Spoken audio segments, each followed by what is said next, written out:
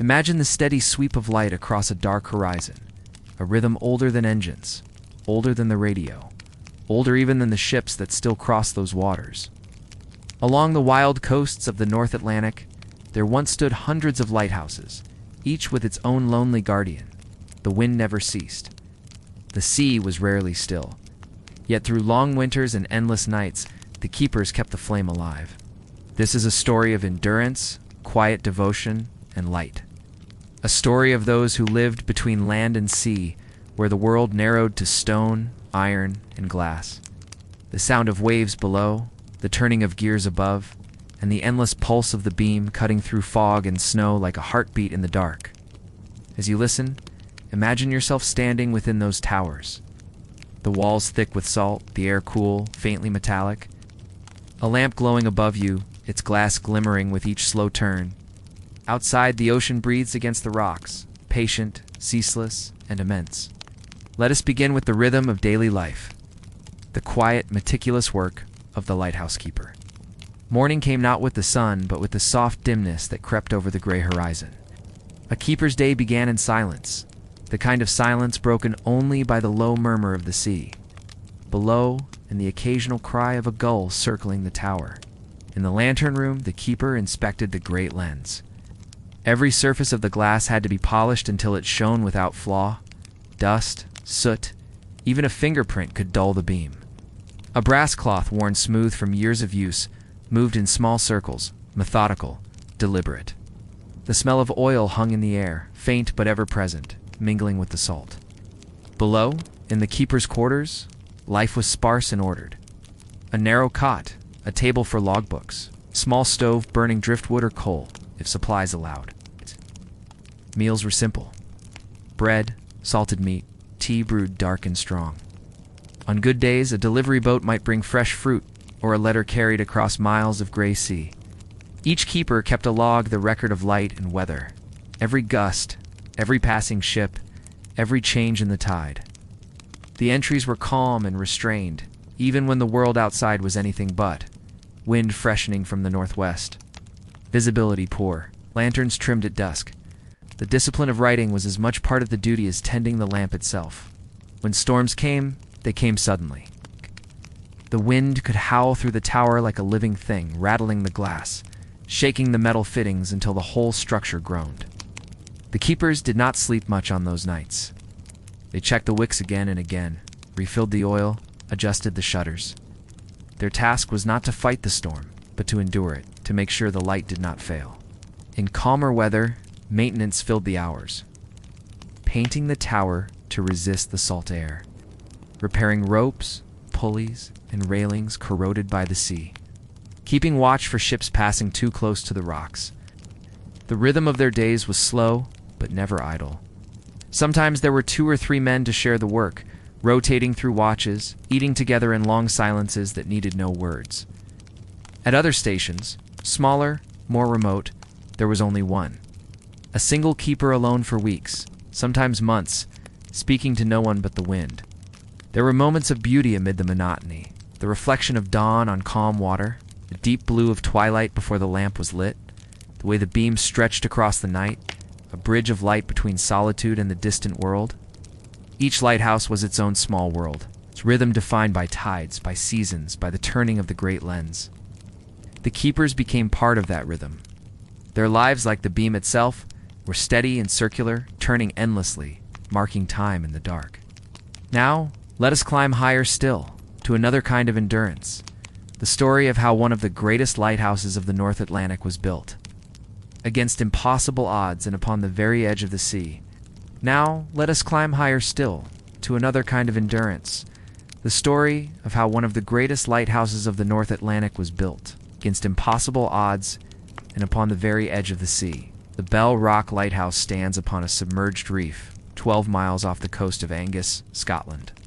For centuries, the Bell Rock, or Inchcape Rock, as mariners once called it, was a name spoken with dread. Hidden beneath the water for much of the day, it struck countless ships traveling between the Firth of Forth and the northern harbors. Even in calm seas, it was treacherous. Long before the lighthouse, the monks of Arbroath Abbey were said to have placed a warning bell upon the rock, a gift to passing sailors. It hung from a wooden frame, ringing gently in rough weather to mark danger. But as the story goes, a pirate removed the bell for mischief, and later met his own ruin upon that same reef. It is a tale half legend, half memory, and it gives the place its name. By the turn of the 19th century, shipwrecks on the Bell Rock had become intolerable. The Northern Lights Commissioners, the organization responsible for Scotland's lighthouses, decided to act. They turned to Robert Stephenson, a civil engineer still early in his career, who had the rare combination of daring and method. His design called for a stone tower built directly upon the reef, a structure that would stand not just against the sea, but within it. Work began in 1807. The reef was visible for only a few hours each day at low tide. Men, tools, and materials had to be ferried out swiftly, and all work had to stop the moment the sea returned. Imagine it, dozens of men racing the tide, hammering foundations into slippery rock. As the water crept closer, the sound of waves echoing in their ears. When the sea rose, they retreated to floating barracks moored nearby, a platform that swayed and creaked through the night. Each day followed the same rhythm. The reef would rise from the water like a great dark back, and the men would rush to it, setting stones, tightening bolts, mixing lime and sand by hand. Then, as the tide returned, they would gather what they could and row back, leaving their half-built tower to the mercy of the waves. Stephenson himself kept watch over every detail. He recorded the progress in calm, steady notes, measurements, weather, the state of the men's spirits. Storms sometimes undid entire days of work. Equipment was swept away. But the rhythm continued, patient and unyielding, like the beam of a light that does not yet exist. After 4 years of labor, the Bell Rock Lighthouse was completed in 1811. Its light first shone on the 1st of February that year, a steady, revolving beam visible for 14 miles. It stood 115 feet above the sea, its lowest stones laid in the living rock, where they remain to this day. It is often said that the Bell Rock Lighthouse has outlasted every ship it was built to protect. For over 2 centuries, it has stood against the full force of the North Sea storms, salt, and time itself. Robert Stephenson's great work became a model for lighthouses across the world. And with it came a new generation of keepers, men who inherited not only his design, but his patience, his endurance, and his quiet defiance of the sea. Now, let us leave the builders and the engineers behind, and turn our gaze beneath the waves to the remnants of other towers, long lost to time. For even in the most enduring light, there are shadows and mysteries waiting to be found. The sea keeps its secrets, so even when it gives them back, they come softened by sand and time, a rusted lens, a cracked journal, a bell whose clapper has long been stilled. All along the coasts of the North Atlantic, from the Hebrides to Newfoundland, lie the traces of forgotten lighthouses. Some fell to storms, some to erosion, some simply to neglect when their lights were replaced by electric beacons. Divers tell of stone foundations still visible beneath the shallows, blocks cut and fitted by hand, now home to seaweed and fish. Iron steps half buried in silt. Lantern glass fused by salt and time into pale green crystal. These ruins lie silent now, but once they marked the edge of the known world. In some cases, the only record that remains is a keeper's log. Faded ink on salt-stained pages, a careful hand recording weather, tides, and the minutiae of solitude. Light trimmed at sunset, sea calm. One goal circling since morning. The simplicity is what makes them haunting, the ordinary endurance. Of life on the edge of the sea. Occasionally, archaeologists recover fragments from these lost towers. A key, cool, a porcelain mug marked with initials. Each tells of a life spent in rhythm with the sea, unseen, yet vital. In museums, such objects are displayed under glass, but they seem almost out of place under bright lights. They belong, one feels, to the half-light, the gray hour before dawn, when the lamp first glowed against the waves. Some lighthouses were never rebuilt. The ruins remain out at sea, their stones scattered like bones on the reef. When storms pass, the water still roars over them as it once did, long before the builders came. There is a kind of melancholy beauty in that, the way the sea eventually reclaims everything made to resist it, and yet something endures, the idea of the light itself. The human impulse to mark danger with safety, darkness with brightness. Even when the towers have fallen, the beam, that steady, rotating promise of guidance, lingers in memory.